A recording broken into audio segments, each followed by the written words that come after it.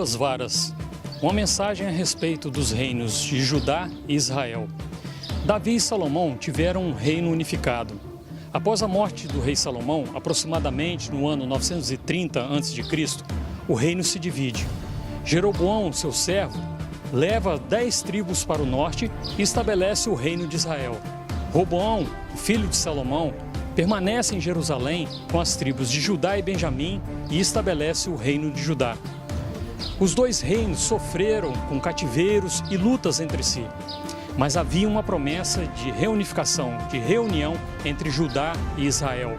Essa promessa se cumpriu com Jesus. Não há dúvidas de que José era da tribo de Judá, quando está descrito em Lucas, capítulo 2, de versos 3 a 4. E todos iam alistar-se, a cada um a sua própria cidade. E subiu também José da Galileia, da cidade de Nazaré, a Judeia, a cidade de Davi, chamada Belém, porque era da casa e da família de Davi. Acerca de Maria não há referência textual, porém há evidências. José, que era de Judá, estava noivo de Maria em Nazaré, na tribo de Israel, no reino de Israel.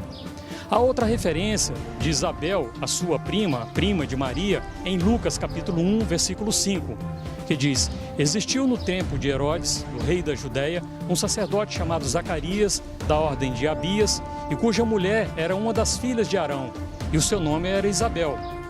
Tanto Zacarias, para exercer o sacerdócio, quanto Isabel, sendo das filhas de Arão, são evidências de que eram da tribo de Levi, do reino de Israel. Portanto, José era de Judá e Maria de Israel. O casamento selou a profecia da reunião dos reinos. Nós podemos comprovar isso no livro de Jeremias, capítulo 31, dos versículos 31 a 33.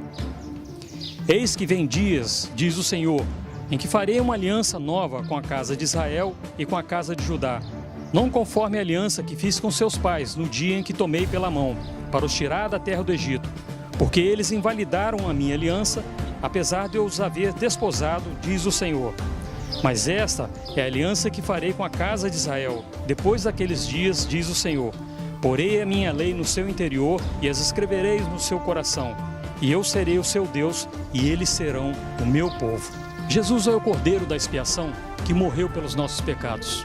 Nós também podemos comprovar uma passagem descrita no livro do profeta Ezequiel, no capítulo 37, dos versículos 19 e 20, que diz: Tu lhes dirás, assim diz o Senhor Deus, eis que eu tomarei a vara de José, que esteve na mão de Efraim, e das tribos de Israel, suas companheiras, e as ajuntarei à vara de Judá, e farei delas uma só vara, e elas se farão uma só na minha mão, e as varas sobre que houveres escrito estarão na tua mão perante os olhos deles.